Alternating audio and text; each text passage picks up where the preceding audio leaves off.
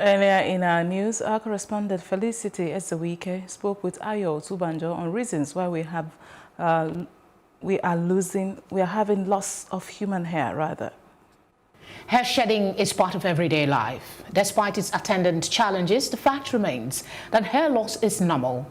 According to research, most humans on the average lose around 80 strands a day.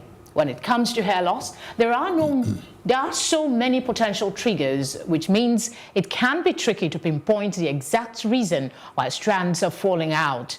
A senior consultant with Vinci Hair Clinic and the regional CEO for the group, Otubanjo, joins us in the studio to help us understand what causes hair loss and how to manage it. Thank you very much for joining us. Thank you very much. What causes hair loss? Is it natural? There are several causes of hair loss. There are what we call androgynous causes, basically affects men and women. There are those that affect just men, and there are those that affect just women, or mostly women. There are possibly about 6 types of hair loss or alopecias. You've got the androgenetic alopecia, which is the genetic form of hair loss, which affects possibly about 60 to 70% of men, and about 40% of women as well. And then you've got traction alopecia, which is probably very common in Africa, especially in Nigeria, amongst Nigerian women, to do with all the tight waving, and braids that, women do. And then you've got, other types of alopecia, like alopecia universalis, which is really a medical condition. Usually people that have autoimmune disease would typically experience alopecia universalis or alopecia totalis, which is the total loss of hair on the body. So there are different types of hair loss. The causes also vary. So for instance, the androgenetic alopecia, well, basically you inherit the genes. There's nothing you could do really to prevent it, except possibly to look out for the early signs, which is when your hair starts thinning. Then you come to the clinic and we could then stop that process. Is there other ways to identify when you begin to lose your hair, or what could trigger it? Right. Like I said, there are different types of alopecia. So for instance, the traction alopecia, which is very common with African women because of the tie braiding, you normally see, when you take the braids out, the hair comes out with it. And over a period of time of doing the same tie braiding, you seem to be losing more and more hair, and your hairline is not being restored. Because basically the follicles in the frontal area of the scalp are the most delicate. So when you keep pulling in the course of doing a braid, you damage them and you kill them off. And that's why people go bald in that region of the scalp.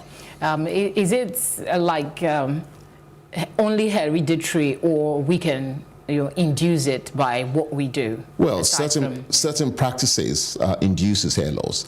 Traction alopecia is an example of induced hair loss. Cicatricial alopecia is another induced hair loss. I mean, that's even a more insidious kind of hair loss because of the nature of it. But there are others, that are not induced. They're not self-inflicted, should we say. Okay. For instance, alopecia areata, which is another type of hair loss, kind of sudden loss of hair. You go to bed, the next morning you wake up and you don't have any hair anymore. Patches of hair is gone. For those that are induced, I'm sure a lot of women watching this program would want to know what are the possible treatments? Right. There are several possible treatments. Traction alopecia, for instance, once the hair in the fringe have gone, the only option is to have a transplant, hair transplant. And lots of people probably think, wow, can you really do that? The answer is yes. And we are doing it in Lagos.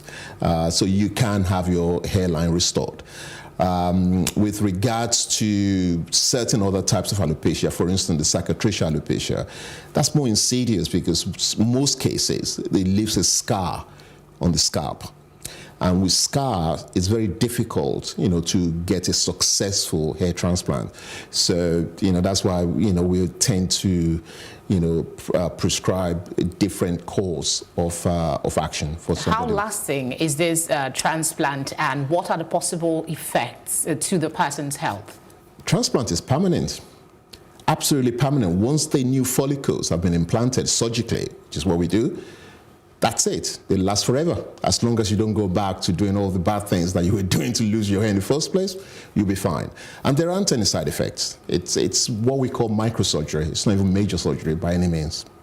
Okay, how can people who have experienced hair loss better manage it? Especially, I know that it could be expensive to get this hair transplant done. For those that don't have that kind of money and still want to maintain their hairlines, how can they do it? I think prevention is better than cure, like the saying goes. So taking active steps to prevent the hair loss, and this is one of the reasons why I'm on your show, to educate people. So for instance, when you go to a salon, and one of the salon attendants about to apply some product on your scalp, I think the sensible thing to do is to look at the product and actually see whether it's been approved for human use, and usually you look for signs such as the FDA, which is the Food and Drug Administration in the US, or NAFDAC in Nigeria. If a product hasn't gone through that testing, that rigorous testing process, don't allow anyone to apply it on your scalp, because you don't know what you're applying. You could be applying some really, really toxic, very damaging chemicals. Thank you very much, sir, for coming on the program. You're welcome. Thank you for inviting me.